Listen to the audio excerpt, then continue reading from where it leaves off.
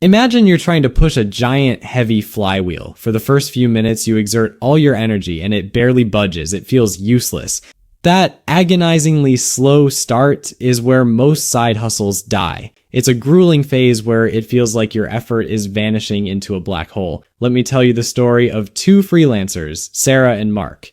They started with the same skills, drive, and goal to build a side hustle that leads to financial freedom, but only one of them made it through that initial struggle. The other one quit right before their income was about to snowball, falling victim to the burnout that a staggering 67% of all side hustlers experience. Some sources even suggest that a high percentage of side hustles fail within the first year. By the end of this video, you will understand the one critical difference in their approach that determined their success or failure. More importantly, you'll have a data-backed blueprint to ensure you're not the one who quits moments before a breakthrough. This isn't about pushing the flywheel harder. It's about surviving long enough for momentum to take over. All right, let's rewind to month 1. Meet Sarah. She's sharp, motivated, and just launched her freelance writing side hustle. She's using AI tools to help with research and drafting, and she's running on that intoxicating energy of a new beginning. She's watching all the videos, reading the articles, and picturing a life where an extra $1, $2, or even $5,000 a month changes everything. Now meet Mark. He's in the exact same boat, same skill set, maybe as a video editor or a digital marketer, same ambition. He's also sacrificing his evenings and weekends, fueled by the promise of what's coming. Both Sarah and Mark are part of a massive movement, a global side hustle economy that was valued at over $556 billion in 2024. They put in the work, they build their profiles, send out proposals, and land their first few gigs. The excitement is real, but then so is the income, and it's brutal. After a month of hard effort, their earnings are seriously underwhelming, maybe $50, maybe $100 if they're lucky.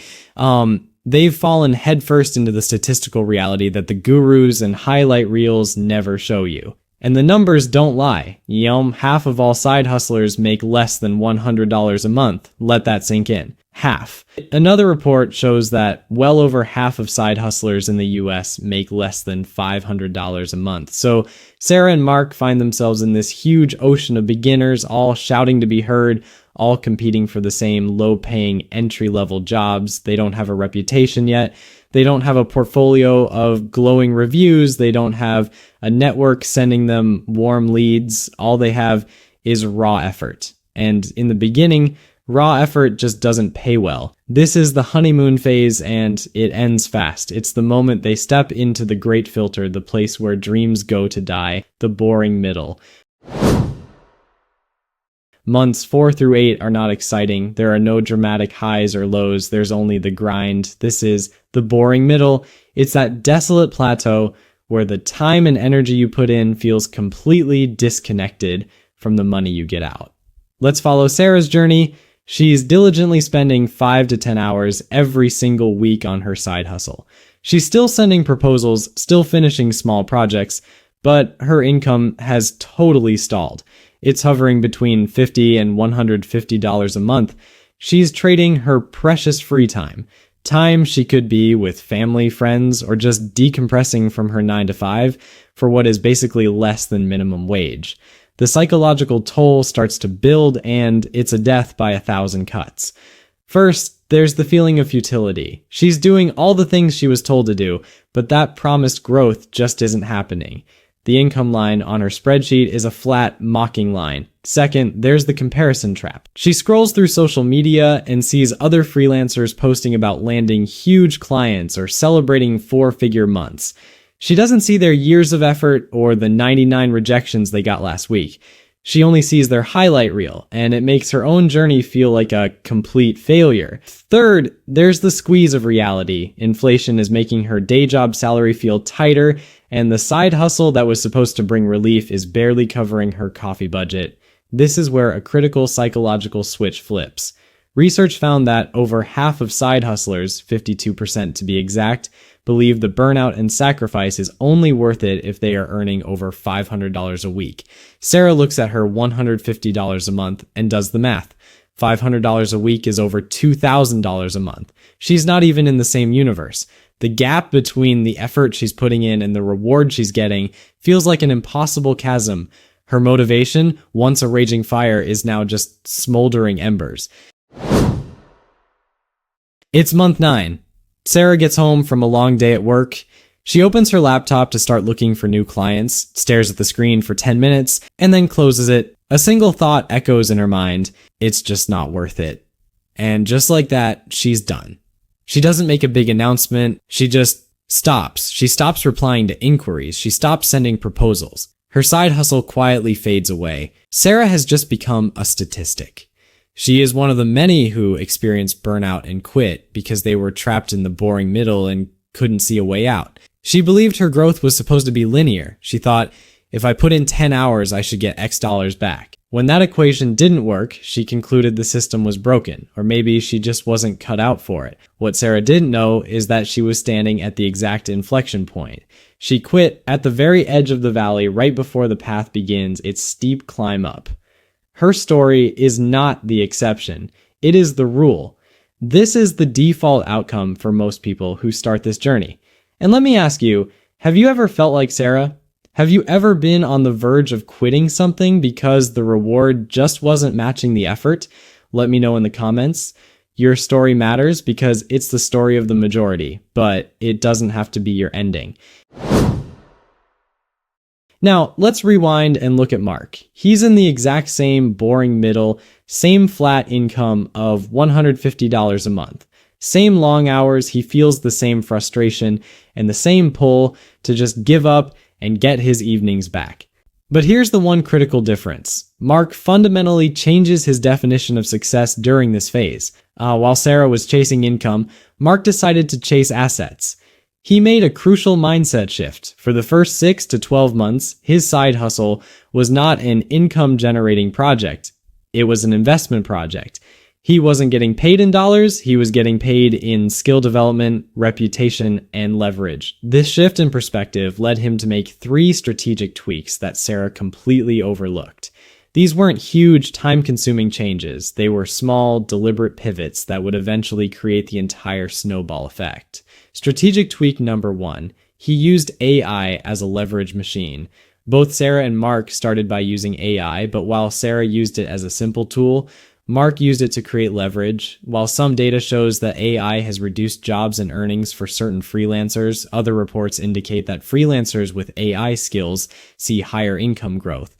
Mark wanted that advantage. He used AI to help automate his client outreach to generate hyper-personalized proposals in minutes instead of hours, and to optimize his service delivery, letting him complete projects faster.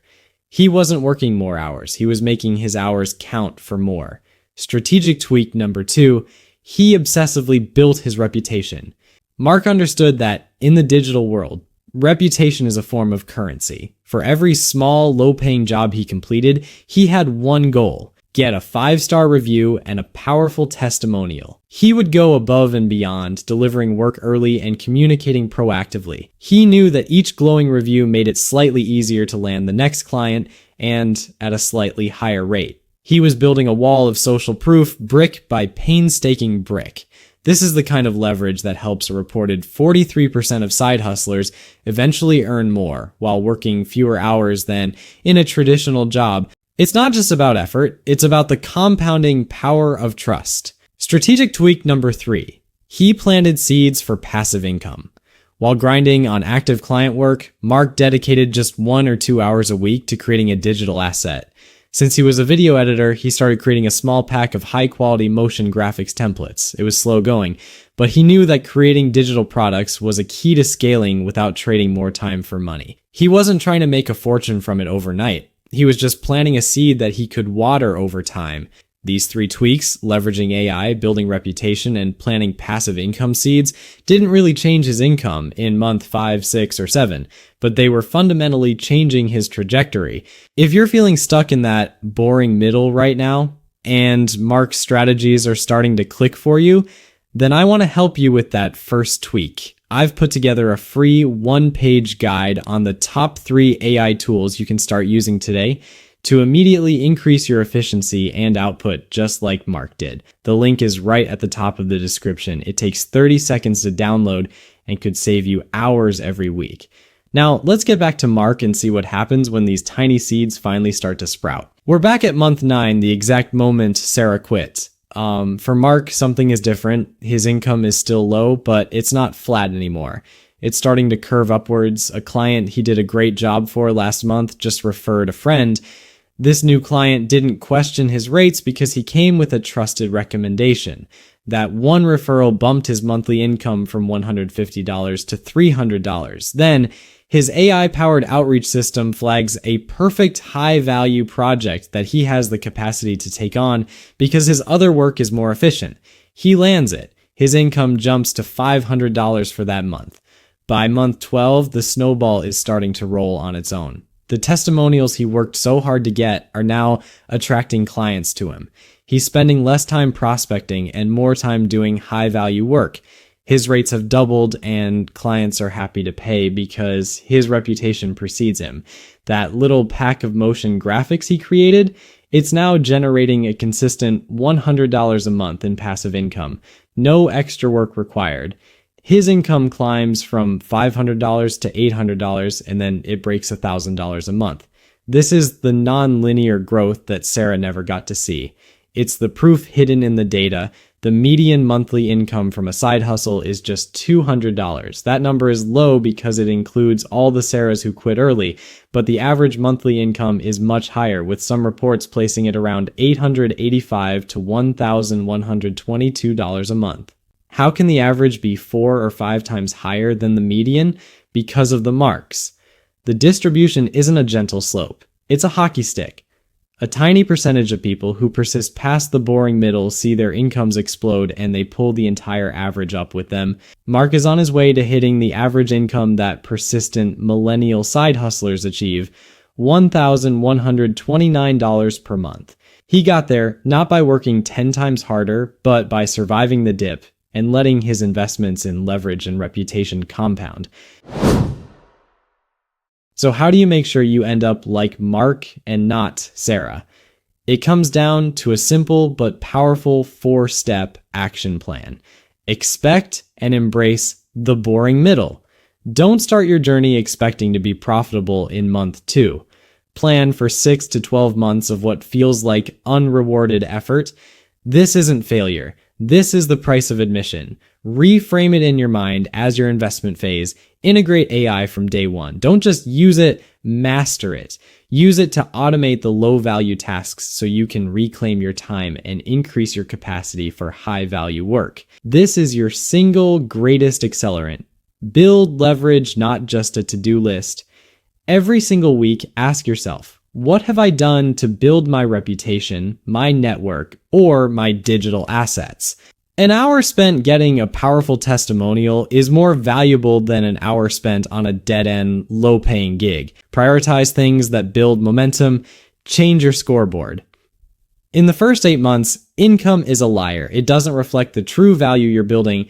Your new scoreboard should track things like new skills learned, 5-star reviews collected, glowing testimonials acquired, and new contacts made in your industry.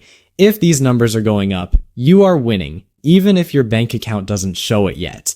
The side hustle journey is sold as a straight road to financial freedom, but it's not. It's a valley. A deep, frustrating, and boring valley where most travelers give up, convinced they are lost. Sarah's story is the cautionary tale of a traveler who mistook the valley for the end of the road. Mark's story is the blueprint for navigating it. He understood that the goal in the valley is not to sprint, but to build the tools and the momentum you'll need for the climb on the other side. The income you're searching for isn't found in a straight line. It's found in the compounding, explosive power of a snowball. It starts small. It feels insignificant for a long, long time. But if you keep pushing it, keep adding to it with strategic effort, it will eventually reach a size where its own momentum takes over, growing bigger and faster than you ever thought possible. If this video gave you the clarity and the strategy you need to push through your own boring middle, do me a favor and hit that subscribe button. We release videos just like this every single week to give you the no-fluff tactics of top performers. And don't forget to grab that free AI guide linked in the description. It's your first step to building a real sustainable snowball. Now go get to work.